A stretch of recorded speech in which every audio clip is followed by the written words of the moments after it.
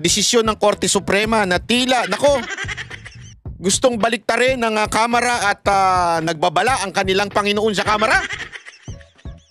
Ito ba'y babala o pagbabanta? Mamaya pagtitingnan natin yan kasi alam nyo mga kababayan, ibang Romualdez ang nakita ng Pilipinas ngayong araw na ito. Masama ba yung mabuti? Para sa akin, ewan ko ha. Parang masama kasi para bagang hindi nasunod yung kanyang pagtatantrums, hindi nasunod yung kanyang kagustuhan. Kaya tila siya po ay may gagawing hakbang. Nako, di maganda yan. Narito ang Balitang Pinoy TV.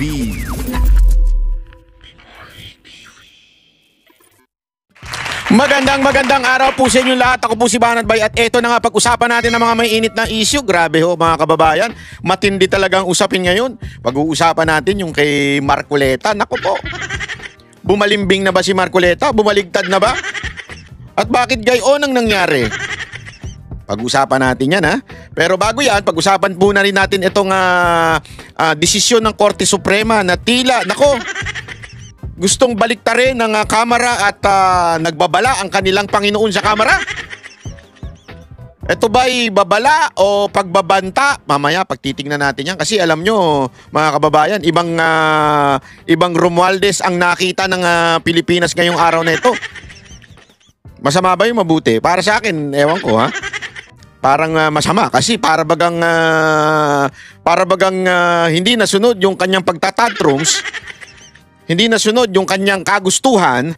Kaya tila siya po ay may gagawing hakbang. Nako, di maganda yan. Alam mo, ikaw speaker, alam mo, may kaugalian na kayo dyan sa Kamara na pag hindi natupad yung inyong nais, kayo ay papatawag ninyo, ikukulong ninyo, ididemanda ninyo. Para bagang pag gusto ninyo, kailangan masunod at pag hindi nasunod, kailangan yung gantihan. Naku, hindi magandang kaugalian yan kasi yan ang ugali ng mga diktador na pamumuno. Alam nyo, ayaw ng mga Pilipino yan, yung pagiging diktador. Di ba? Hindi gusto ng mga Pilipino yan. Pero tila parang ganyan ang nangyayari ngayon. Hindi lamang po dito kay Speaker Romualdez, maging sa mga tao niya dyan sa loob ng Kamara. May ganong klaseng imahe na pag hindi nasunod, nagagalit. At pag hindi nasunod, ay it's either papakontempt, ipapatawag, parang ganon. Naku po, patay tayo dyan. Pagka ganyan ng gayaan ng hindi sa totoo lang po magagalit po ang mga Pilipino dyan. Pero bago po mangyari ang mga ganyang klaseng usapan, ulitin lang po natin mga kababayan, baka naman pwede mag-subscribe na po kayo kasi sa mga nanonood, 52% hindi nakasubscribe. Pero alam nyo nakita ko yung statistics medyo umaangat na po ito. Marami na po ang nanonood na nakasubscribe. Pero kung maaari pa, yung iba pa, yung remaining na nanonood, baka naman pwede tayo mag-subscribe. Okay. Ito na nga, pag-usapan na po natin. Kasi ngayon nga, ano ba ang issue? Ang issue po kasi ngayon, mga kababayan, nagdesisyon na ang Supreme Court. Nagdesisyon na ang Supreme Court at sinasabi ang impeachment ay unconstitutional. Anong ibig sabihin ng unconstitutional? Ito'y labag. Itong sinasabing impeachment ay walang saysay. Hindi sinunod ang tamang kaparaanan o ang due process. Kaya wala hong saysay, wala nang bilang. Sabi nga, wala na ho. Pinis na, ika nga. Yan ang sinasabi ng Supreme Court. At ang argument naman ng Kamara ay sinasabi nila na pagdating sa impeachment, ang sabi ng konstitusyon ay ang meron lamang kapangyarihan dyan ay Kamara. Hindi pwedeng pakialaman yan ng Supreme Court o ng Senado. Pagdating sa pagpapasa ng impeachment doon sa impeachment court, which is the Senate. So sinasabi nila, ayon sa Constitution, according to the Constitution, they are saying that they are the only branch na may power doon. Naku. Mukhang hindi nila naiintindihan ng Constitution. Kasi, alam nyo po, kahit kanino ninyong itanong, sabi nga ng isang abogado, yan ay Law 101, that the Supreme Court is the arbiter pagdating sa pag-i-interpret ng o pagdidesisyon ng korte. Ibig sabihin po, pagdating sa pagdidesisyon sa batas, ang Supreme Court ang pinakakataas-taasan. Sila ang may final say. Okay? Mamaya ipapaliwanag natin kung bakit sobrang sablay ng ating mga mambabatas. Okay? Ipapaliwanag natin yan. Pero bago natin ipaliwanag yan, ipakita muna natin itong speech ni Romualdez na tila, sabi nga nung iba, ay mukhang merong pagbabanta. O, eto, pakinggan natin ha. Tingnan natin, palakpakan natin si Speaker Romualdez. With full respect to the Constitution, in defense of institutional balance, and in the name of the Filipino people. Wag mo kami idamay. Wala kang karapatang idamay kami. Okay? Hindi ikaw ang tagapagsalita namin. Filipino people din kami. Ha? Kaya nga hindi kayo nanalo eh. Hindi kayo yung inyong impeachment na yan ay walang pinatunguhan dahil nagsalita na ang Supreme Court. At ang Supreme Court, alam naman natin, somehow nakikinig po yan, hindi lamang po sa batas o pagiging patas, pero alam nyo, inilagay yan ng taong bayan sa pamamagitan ng presidente upang makinig sa taong bayan, di ba? All power emanates from the people. So somehow, masasabi natin, indirect, they also represent the people. So don't even say na taong bayan na nagsabi sa'yo. Huwag mo angkinin. Ha? At sinasabi mo dyan, konstitusyon. Mamaya papaliwanag natin bakit sablay yan. The House of Representatives has filed a motion for reconsideration before the Supreme Court. This is not an act of defiance. It is an act of duty. We do not challenge the authority of the court.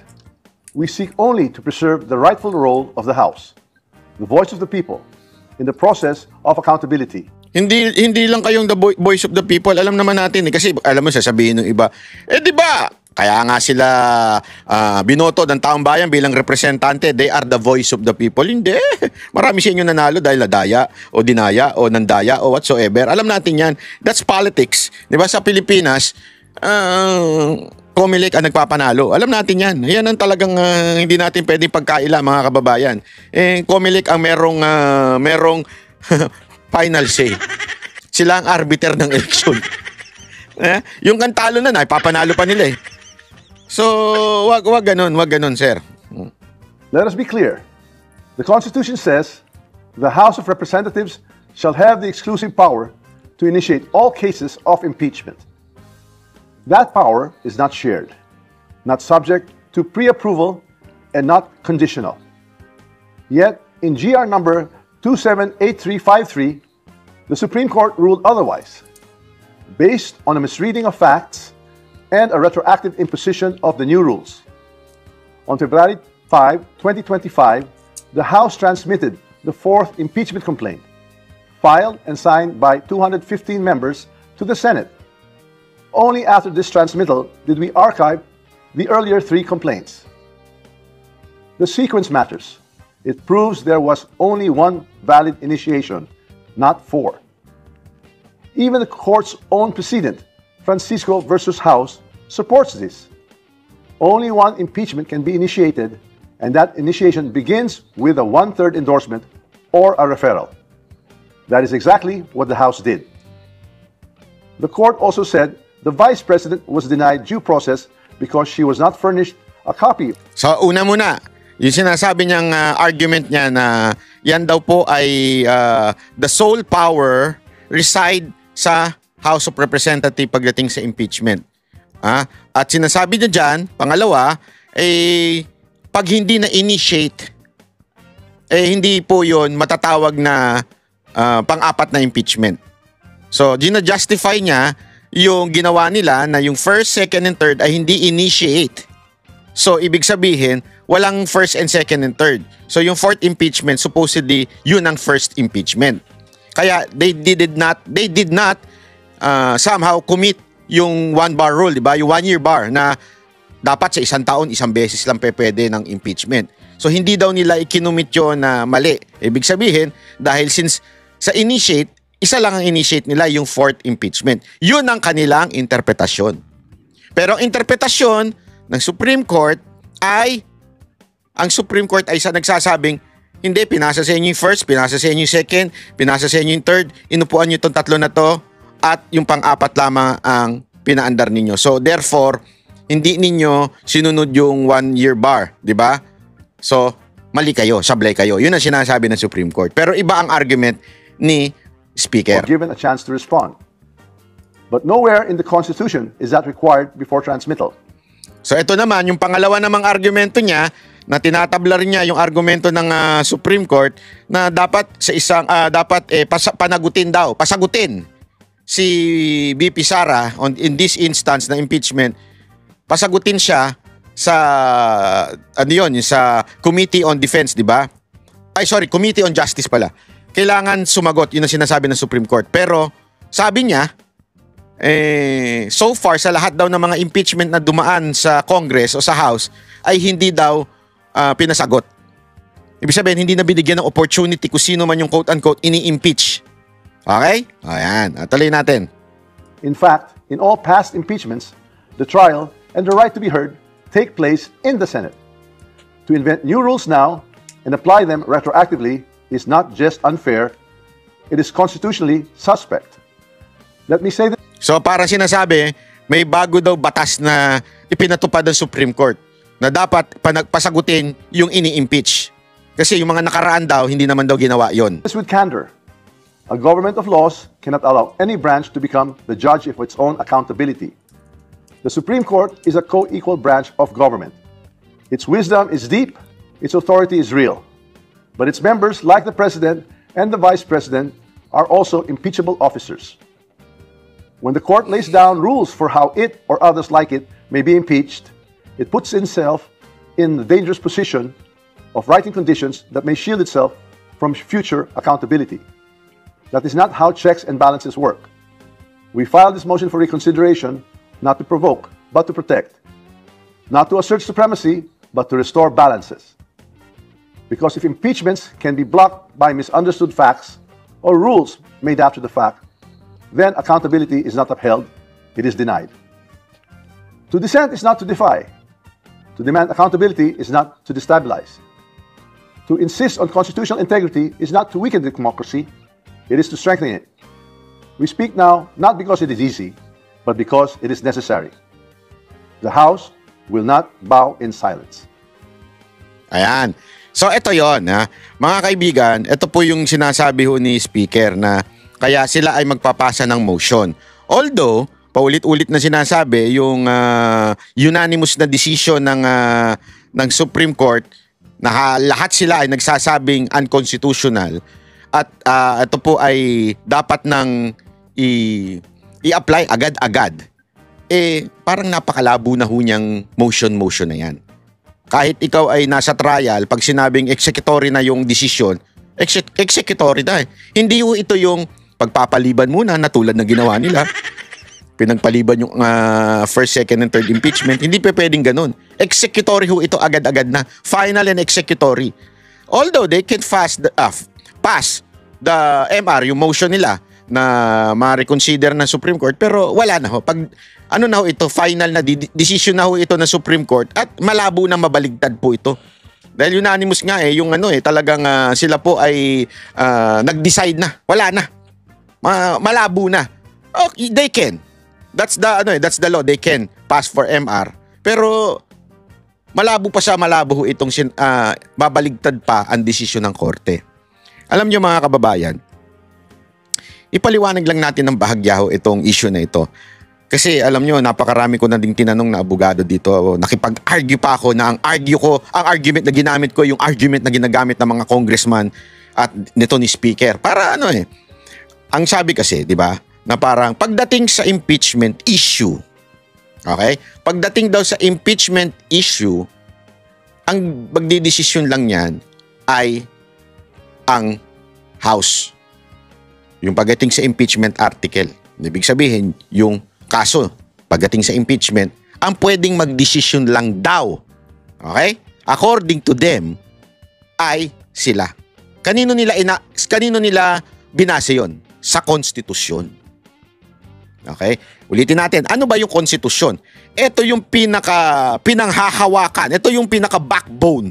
Para bagang ito yung pag wala to, bagsak ang Pilipinas, bagsak ang bansa. Ito kasi yung pinaka-backbone ang konstitusyon. Diyan daw nila binase yung sila lang ang katangi-tanging merong karapatan pagdating sa impeachment. Ano punto ng Supreme Court? Ang punto ng Supreme Court at ng karamihang na abogado na walang kulay at politika, pagdating sa interpretasyon ng konstitusyon, ang nag-i-interpret po niyan ay ang Supreme Court. So kahit sabihin ng Congress, according to the Constitution, kami lang ang may kapangyarihan. Yan ang kanilang pagkaintindi. Kaya nga, according to the Constitution itself, Article 8, kung titingnan nyo, babasahin nyo ho yan, kung ano ang kapangyarihan ng Supreme Court. Pag kahit anong issue, pagdating sa batas, especially the Constitution, ang final say at final na mag-i-interpret niyan, walang iba kung hindi Supreme Court. So therefore, yung sinasabi ng Kamara, oy, sandali, kami lang ang may karapatang pagdating sa impeachment ayon sa konstitusyon. Ang sagot naman ng Supreme Court, kami ang nag-i-interpret sa konstitusyon, hindi kayo. Kayo ay tagagawa ng batas. Yan ang inyong function. Yan ang inyong area, tagagawa ng batas. Pero pag may issue na ang batas, pag meron ng hindi pagkakaintindihan sa batas, kami ang final say. Yan ang trabaho ng Supreme Court. According to Article 8. Ngayon may issue. At ang kinukote ng Kamara ay ang konstitusyon. Hindi! Sabi ng konstitusyon, kami lang ang merong kapangyarihan pagdating sa impeachment. Ang sinasabi naman ng Supreme Court, kami ang nag-i-interpret dyan. Kami ang final say pagdating sa konstitusyon. Kasi hindi pa pwedeng lahat ng branches of government sasabihin nila, sandali, according to the Constitution. Sandali, tama ba intindi mo dun sa konstitusyon? Kung mali, sino magsasabi kung tama o mali yung pagkaintindi mo? Sige nga ho. Don't tell me you are a perfect branch of the government at pwede mong sabihin, hindi, kami. Hindi kayo ang gumagawa. Pero hindi kayo ang final say pag nagkaka-issue sa konstitusyon. Kaya nga, pansinin ninyo, gagawa sila ng batas, ang legislative branch, House and the Senate. Gagawa sila ng batas. Tapos may mga magrereklamo sa Supreme Court. Ibig bang sabihin nun, ino-overpower ng Supreme Court ang ginawang batas ng House at saka ng Senate? Hindi. It's just a matter of sila kasi ang nag-i-interpret ng konstitusyon. Sila magsasabi, wait, yung batas na yan ay unconstitutional. Hindi according sa konstitusyon. Someone has to interpret the Constitution. And that's the role of the Supreme Court. Kaya nga, alam mo, yung mga nagsasabing, sandali, sabi ng konstitusyon, kami ang may katangi-tanging may karapatan. Ngayon nga, iba na ang linya nila. Ang linya nila, di ba sabi ng konstitusyon that the sole authority in terms of the impeachment is the Senate? Kasi nakalagay dun, the Senate has the sole authority on the impeachment. So Senate yan, ang linaw sa konstitusyon. Pero wait, don't ever forget, the Supreme Court will be the one to interpret it. Finality. Ito na nga mga kabalita. Ano na ang masasabi nyo patungkol sa balitang ito? Please comment down below mga kabalita. Pag-usapan natin yan sa comment section. At kung di ka pa nakasubscribe sa ating channel, baka naman